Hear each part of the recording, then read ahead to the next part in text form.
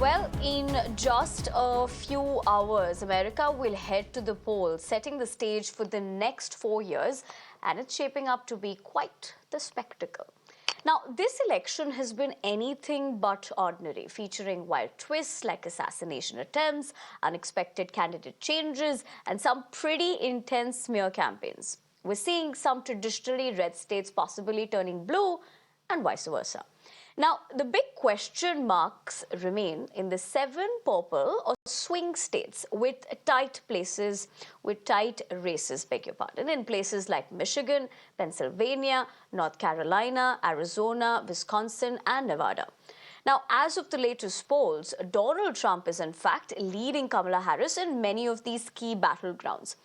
In fact, Kamala Harris spent her entire day yesterday in Pennsylvania, which has 19 crucial electoral votes, the biggest prize among the states likely to determine the Electoral College outcome.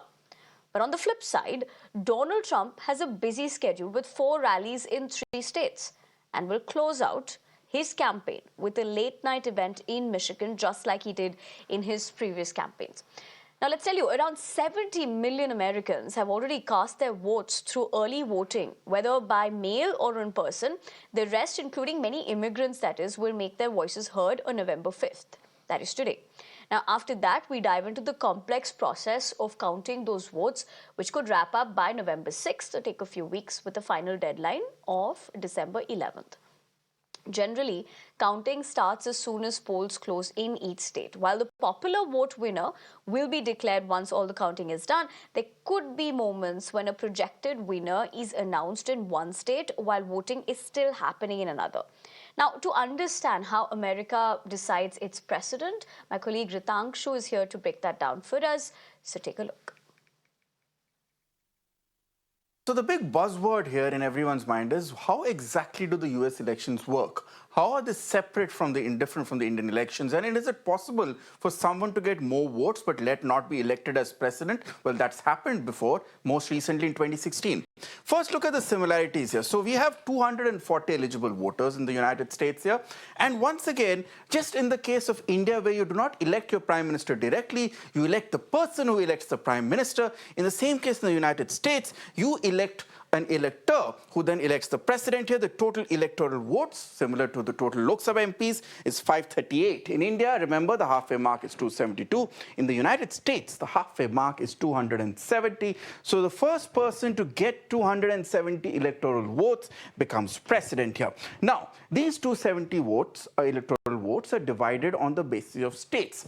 Each state gets a number of electoral votes proportionate to its population, which is why the big states have more representation. The small states, not so much.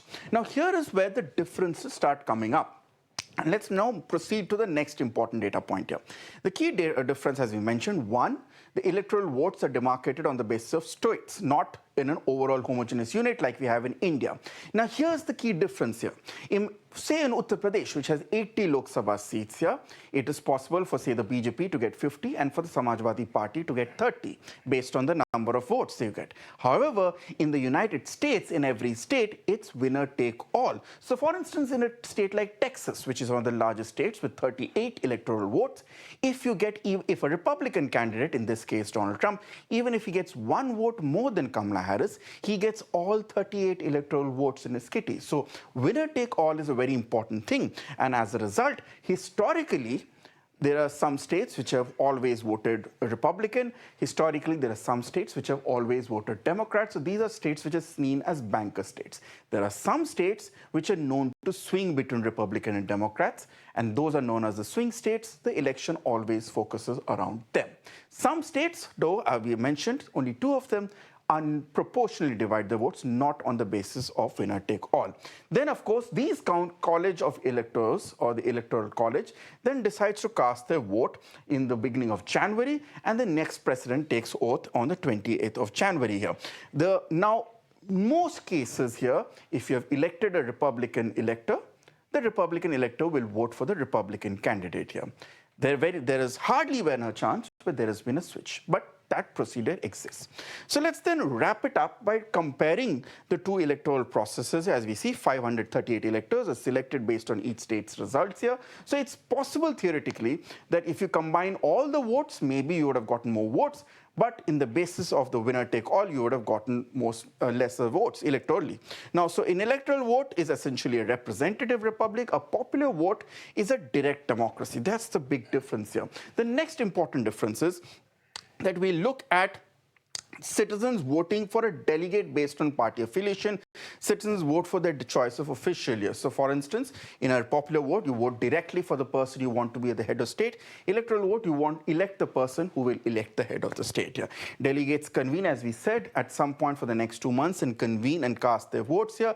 In a popular vote, such as in India, votes are counted, and on the basis of popular majority, the winner is announced. So this is roughly the difference between American elections and elections which we are familiar in India. The things to keep in mind as you track the counting process in the United States is, one is which way are the swing states heading, and based on that, who reaches the magic number of 270. Once that's done, the official process will still take 2 months, but as we know, it's more or less done and dusted once someone reaches the magic figure of 270. Back to you in the studios.